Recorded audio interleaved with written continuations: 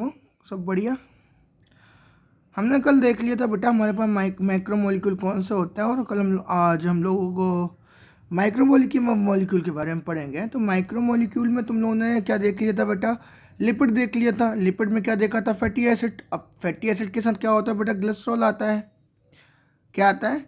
Glycerol. अब यहाँ पर ध्यान रखना, जो लिपिड होता है और जो फैट होता है, ये दो टाइप का होता है, सैचुरेटेड और अनसैचुरेटेड। यहाँ पर बात करते हैं, अब आगे चल के हम लोग बेटा सीईटी में ही क्या कि अब हम लोग बात करते हैं कार्बोहाइड्रेट की।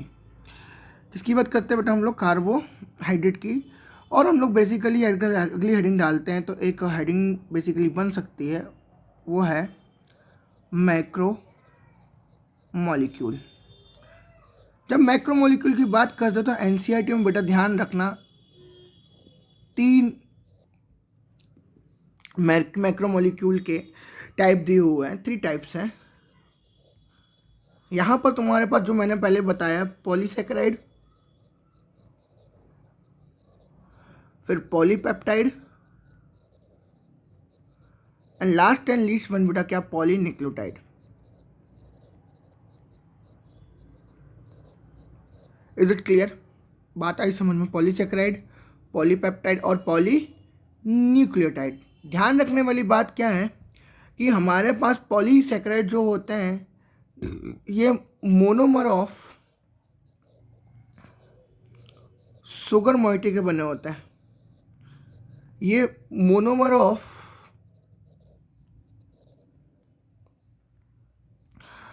प्रोटीन के बने होते हैं। Monomer of protein means what? Amino acid के बने होते हैं। और ये न्यूक्लियोटाइड के बने होते हैं। ठीक है, कोई दिक्कत नहीं।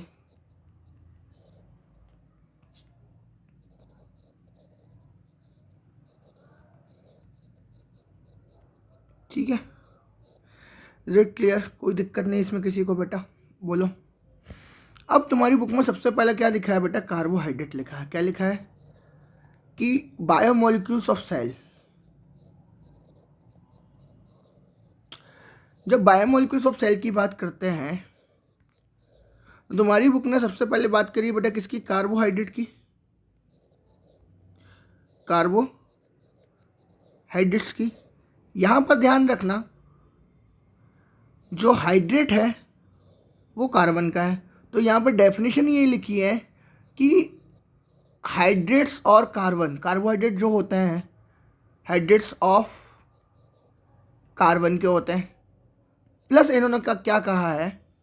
ये कहा है कि कार्बन को ही हम, कार्बोहाइड्रेट को ही हम लोग क्या बोलते हैं बेटा? सैकेराइड बोलते हैं। क्या बोलते हैं? सैकेराइड बोलते हैं। फिर उन्होंने जनरल फॉर्मूला दिया। जनरल फॉर्मूला में क्या दिया बेटा उन्होंने? जनरल फॉर्मूला में देखो तुम्हारी बुक में क्या लिखा है? CxH2O होल y दिया हुआ है। और इन्होंने ये कहा कि अगर मैं कार्बोहाइड्रेट के कंपोजिशन की बात करूं,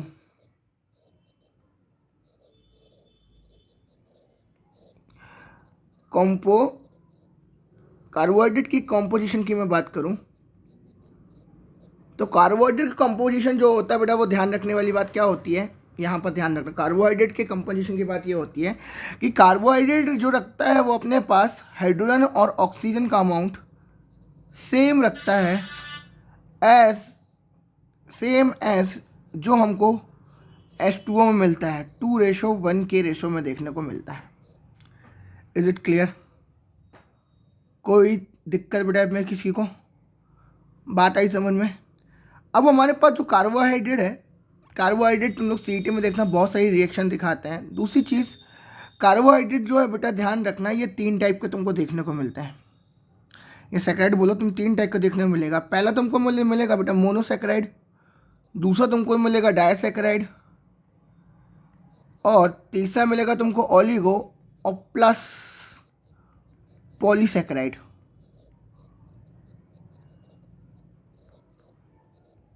इज इट क्लियर?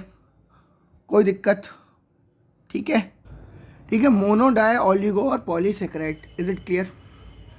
अगर मैं बात करूँ, सिंपल सी बात यही है, जरा मेरी बात जरा ध्यान सुनना। जैसे मैं अगर एग्जांपल की बात करूँ कि मोनोसैकेराइड क्या होता है, तो मोनोसैकेराइड क्या होते हैं? Carbohydrate which can not divided और हाइड्रोलाइज टू स्मॉल मॉलिक्यूल, मतलब कोई मॉलिक्यूल इतना छोटा है वो मॉलिक्यूल और डिवाइड नहीं हो सकता, ठीक है। कार्बोहाइड्रेट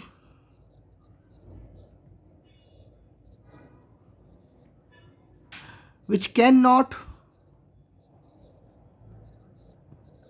be hydrolyzed, जो हाइड्रोलाइज नहीं हो सकती टू स्मॉल मॉलिक्यूल, क्योंकि इसकी जो यूनिटी होती है वो यूनिटी मिलकर बनाता है कितने कार्बन का बेटा, ये 10 कार्बन से लगभग लगभग 9 कार्बन तक का होता है, 3 to 10 कार्बन का होता है, 3 to 10 कार्बन। और अगर तुम्हारी बुक में स्पेशली बोलूँ तो 10 कार्बन भी नहीं और उससे कम का होता है, लगभग लगभग 7 कार्बन का देखने को हमको मिलता है मोनोसेकेराइड, ठीक है। कोई दिक्कत नहीं बेटा, ठीक ठीक है। जो मोनोसेकेराइड रहता है बेटा इसको हम लोग बोलते हैं सिंपल शुगर, क्या बोलते हैं इसको, कॉल्ड सिंपल शुगर। अब सिंपल शुगर की अगर मैं बात करूं तो यहाँ पर ध्यान रखना, ये सिंपल शुगर जो होती है स्वीट इन टेस्ट में भी होती है, स्वीट इन टेस्ट। अब यहाँ पर आगे चल के एक और बात करना, हमारे पास क्या होते हैं जो जो मोनोसेकेराइड होते हैं, इनके हमारे पास कुछ एग्जाम्पल होते हैं। एग्जाम्पल में अगर मैं बात करूँ कौन कौन से बेटा, हमारे पास ट्रायोज होते हैं, हमारे पास पेंटोज होते हैं, हमारे पास हेक्सोज होते हैं, हमारे पास सैड्यूहेप्टिलोज होते हैं।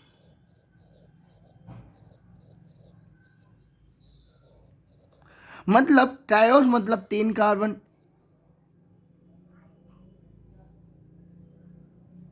ट्रायोज मतलब 3 कार्बन, टेट्रोज टेट्रोज मतलब 4 कार्बन, पेंटोज मतलब 5 कार्बन, हेक्सोज मतलब 6 कार्बन, सैड्यूहेप्टिलोज मतलब 7 कार्बन। यहाँ पर एक चीज़ याद रखने वाली बात है, थोड़ा सा मैं केमिस्ट्री में लेके जाता हूँ कि जो यहाँ पर कार्बन कंटेनिंग है वो हमारे पास जो शुगर मिलेगी वो एल्डोज और तुमको कीटोस टाइप की मिलेगी, एल्डोज और कीटोस। अगर एल्डो की बात करूँगा तो एल्डिहाइड, ठीक है, और कीटोस की मतलब कीटोनिक ग्रुप। तो हमारे पास यहाँ पर एल्डिहाइड ग्रुप मिलेगा और यहाँ पर कीटोनिक ग्रुप मिलेगा, देखने को बात आई समझ में। जैसे अगर मैं बात करूँ तो एल्डो ट्रायोसिस, फिर तुम्हारे पास कीटो ट्रायोसिस हो जाएगा यहाँ पर, फिर एल्डो, ठीक है, एल्डोस ट्रायोस, एल्डो टेट्रोस, कीटो टेट्रोस हो जाएगा वहाँ पर जाके, एल्डो पेंटोस हो जाएगा यहाँ पर बेटा, वहाँ पर कीटो पेंटोस हो जाएगा। ध्यान रखना, मतलब ऐसा ये चलता रहेगा 7 कार्बन तक, कोई दिक्कत नहीं, ठीक है, कोई इशू। अब मेरे पास अगर मैं बात करूँ, हमारे पास जो मोनोसेकेराइड है इसके एग्जाम्पल तो तुमको देखने को मिलेंगे। जैसे तुम्हारे पास क्या है, ट्रायोज की बात करूंगा तो ट्रायोज में तुम्हारे पास एल्डोल शुगर जो बोलते हैं ग्लिसरल्डिहाइड, ट्रायोज जो 3 कार्बन की शुगर है वो है ग्लिसरल्डिहाइड, ठीक है ना। टेट्रोस की बात करूं तो उसका एग्जांपल तुम्हारे पास इरिथ्रोलोज है, एक है इरिथ्रोस, और ध्यान रखना जब कीटो में जाएगा तो इरिथ्रोलोज बन जाएगा ये। फिर हमारे पास क्या है बेटा, पेंटोस। जब पेंटोस शुगर की बात करोगे तो इसको बोलते हैं राइबोस, और राइबोस जो इंपॉर्टेंट होता है डीएनए और आरएनए के लिए इंपॉर्टेंट होता है, जो कि जेनेटिक मटेरियल बनाता है, जेनेटिक मटेरियल। ऐसी मैं बात करूं हेक्सोस शुगर की, अगर मैं हेक्सोस की बात करूं तो हेक्सोस में तुम्हारे पास क्या होता है, ग्लूकोज होता है, और ग्लूकोज शो करता है बेटा किसको, ब्लड शुगर को। किसको बताता है ये, किसको बताता है, ब्लड शुगर को, ठीक है। ऐसे ही तुम्हारे पास आएगा बेटा फ्रक्टोज। अगर मैं फ्रक्टोज की बात करूं तो फ्रक्टोज जो है वो बताता है किसको बेटा, फ्रक्टोज बताता है किसको, फ्रूट शुगर को। किसको बताता है, फ्रूट शुगर। और तुम्हारे पास ऐसा ही क्या है बेटा लास्ट में गैलेक्टोज है, तो गैलेक्टोज ध्यान रखना इसको मिल्क शुगर बोलते हैं, ये प्रोडक्ट ऑफ लैक्टोज है, प्रोडक्ट ऑफ लैक्टोज है, जो कि इसको बोलते हैं बेटा मिल्क शुगर। क्या बोल देते हैं इसको? Milk sugar. अगर मैं और थोड़ा सा डिटेल जाऊँ केमिस्ट्री के भाषा में, तो हमारे पास जो शुगर होती है वो डी टाइप की होती है, एल टाइप की होती है, जिसमें D4 होता है डेक्स्ट्रो और L4 होता है लीवो। और डेक्स्ट्रो और लीवो ये रिप्रेजेंट करता है या डिपेंड करता है किस पे बेटा? OH ग्रुप पे, ठीक है ना। तो डिपेंड करता है बेटा डेक्स्ट्रो और लीवो, ध्यान रखना किस पे डिपेंड करता है? डेक्स्ट्रो और लीवो। अगर मैं तुमको ऐसा डेक्स्ट्रो और लीवो का एग्जांपल बताऊं, तो तुम्हारे पास डेक्स्ट्रो वाला एग्जांपल जरा देखो। हमारे पास क्या होता है? इरिथ्रोज है 4 कार्बन का, 4 कार्बन की ये है हमारे पास चेन। यहाँ पर ये हाइड्रोक्सिल ग्रुप तुम देखोगे, जो दिखेगा कहाँ पर बेटा? तुमको राइट साइड में दिखेगा। कहाँ पर दिखेगा तुमको? राइट साइड में। Is it clear? ये होती है तुम्हारे पास डेक्स्ट्रो शुगर। और डेक्स्ट्रो बेसिकली क्या है कि यहाँ पर तुम्हारे पास जो सेकेंड कार्बन पे जो तुम्हारे पास OH ग्रुप दिख रहा है वो राइट साइड है, ठीक है ना। और अगर ये ऐसा है तो इसको हम लोग बोल देते हैं क्या बेटा? डी इरिथ्रोज। क्या बोल देते हैं इसको? डी इरिथ्रोज बोल देते हैं। और ऐसे ही तुम लोग देखोगे कि अगर मैं एल शुगर की बात करूंगा तो CHO COH COH CH2O, मैं ये लिखता हूँ इरिथ्रोज, फिर से लिख दिया मैंने। बट यहाँ पर याद रखना तुम लोग को थोड़ा सा, यहाँ पर एक चीज़ ये हो जाएगी कि जैसे ही क्या होता है ये लीवो में कन्वर्ट होता है या थ्रियोज में जाता है, तो तुम्हारे पास क्या होगा? ये ध्यान रखने वाली बात हो जाएगी कि ये शुगर तो डी रहेगी, पर ये हाइड्रोक्सिल ग्रुप यहाँ पर चेंज हो जाता है, ये उसका पोजीशन क्या हो जाता है? चेंज, ठीक है ना। क्या हो जाता है? चेंज। जैसे तुमको अगर मैं बात करूँ, ये तो डेक्स्ट्रो शुगर हो गई। अगर मैं बात करूँ लीवो शुगर की, किसकी बात करूँ बेटा मैं? लीवो शुगर की। किसकी बात करूं मैं? लीवो शुगर की। कोई दिक्कत? ठीक है, कोई इशू है? अभी तो ये दोनों मेरे पास डेक्स्ट्रो है, बट मैं क्या करूं, इस एल्डिहाइड के बाद वाला कार्बन यहां पर जो रखा है ये वाला और ये वाला राइट साइड है तो डी वाला होगा, और ये वाला लेफ्ट साइड है तो ये एल टाइप होगा। ध्यान रखना, डी मतलब डेक्स्ट्रो, और मैं उसको क्या करूं?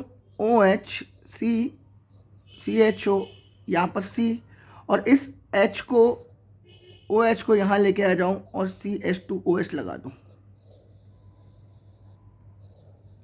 कोई दिक्कत? ये बन जाएगा लीवो। हमारे पास कुछ और एग्जांपल मोनोसेक्राइड के जरा देख लो। ग्लूकोज, डेक्स्ट्रोग्लूकोज, डेक्स्ट्रोमेनोज, ये बहुत डिटेल हो जाएगा, ठीक है। गैलेक्टोज, राइबोज, ये हमारे पास मोनोसेक्राइड हो गए। अगर मैं डाइसेक्राइड की बात करूं, डाइसेक्राइड की बात करूं, किसकी बात करूं बेटा मैं? डाइसेक्राइड की। अगर जब मैं डाइसेक्राइड की बात करता हूं तो यहां पर क्या देखने को मिलता है? मेरी वजह ध्यान सुनो। डाइसेक्राइड का सबसे पहली बात ये हो जाता है कि जो कार्बन कंपाउंड रहता है, ध्यान रखना यहां पर हमारे पास 2 मोनोसेक्राइड यूनिट आपस में क्या करती हैं? बाइंड करती हैं। 2 मोनोसेक्राइड यूनिट क्या करती हैं बेटा? बाइंड करती हैं, ठीक है ना। कोई दिक्कत नहीं? कोई दिक्कत, इशू? ठीक है बेटा, कोई दिक्कत नहीं, ठीक है। अब तुम्हारे पास क्या है? डाइसेक्राइड है। डाइसेक्राइड 2 मोनोसेक्राइड यूनिट से मिलकर बना है। अब ये हेल्ड टुगेदर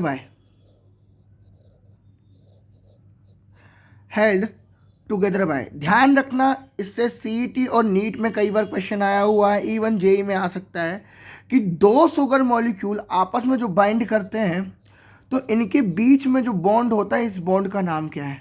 तो ये बॉन्ड जो होता है वो होता है ग्लाइकोसिडिक बॉन्ड।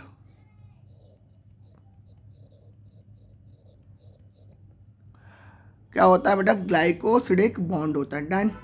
अब ये ग्लाइकोसिडिक बॉन्ड जो होते हैं तो हमारे पास दो टाइप के मिलेंगे, अल्फा और बीटा। अल्फा जो मिलेंगे उसमें भी OH पे डिपेंड करता है, ये ध्यान रखना। अल्फा 14, 13 और 16। बीटा वाला जो होता है बेटा, ध्यान रखने वाली बात क्या क्या, 14 और 13, ये दो टाइप के तुमको बॉन्ड, ग्लाइकोसिडिक बॉन्ड देखने को मिलते हैं, कार्बन की पोजीशन पर होते हैं। अब एग्जाम्पल में तुम्हारे पास मोस्ट इंपॉर्टेंट एग्जाम्पल है, ध्यान रखना, ये एग्जाम्पल में कई बार पूछा गया है। क्या बेटा? हमारे पास जो सुक्रोज है, सुक्रोज जो डाइसैकेराइड है, ध्यान रखना, इसको हम लोग केन शुगर बोलते हैं। क्या बोलते हैं? Cane sugar. और केन शुगर के बाद एक और चीज याद रखना, ग्लूकोज प्लस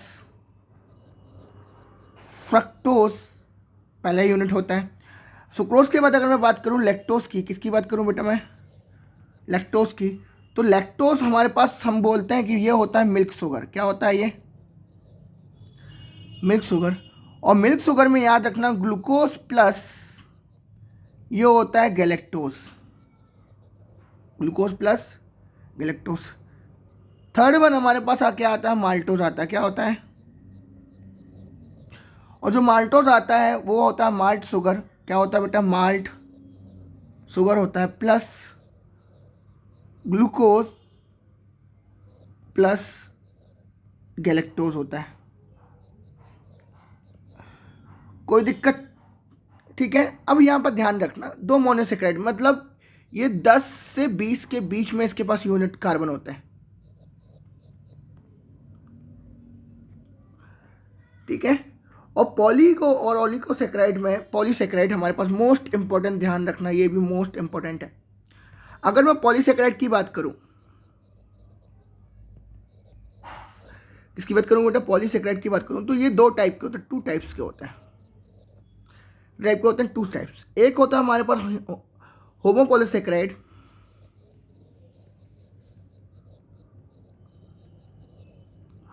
और एक होता है हमारे पास बेटा क्या, हेटेरोपॉलीसेक्राइड।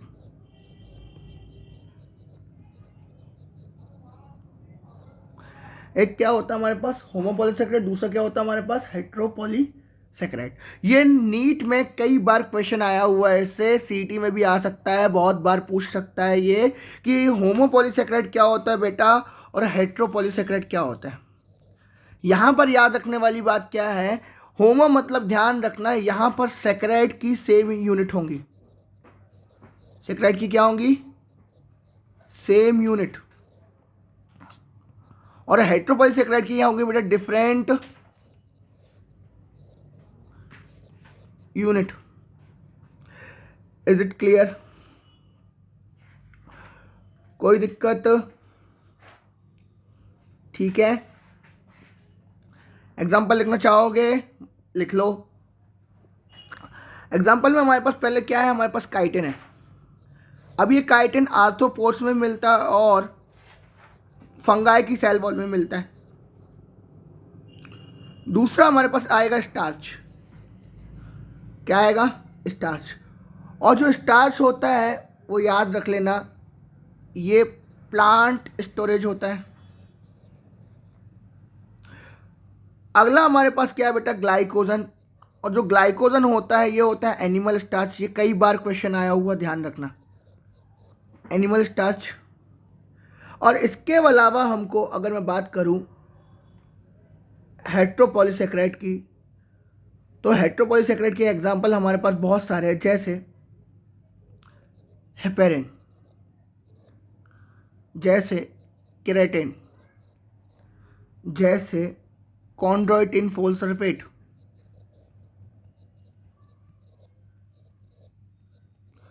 जैसे कॉन्ड्रोइटिन 6 सल्फेट,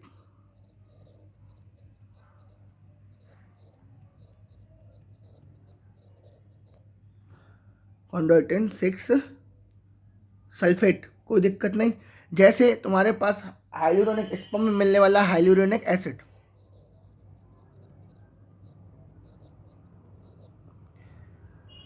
कोई दिक्कत नहीं बेटा, ये ध्यान रखना, ये तुमको मैंने बताया है, ये तुम्हारी एनसीईआरटी में जो टेबल बनी है वो टेबल बताई है मैंने पूरी की पूरी।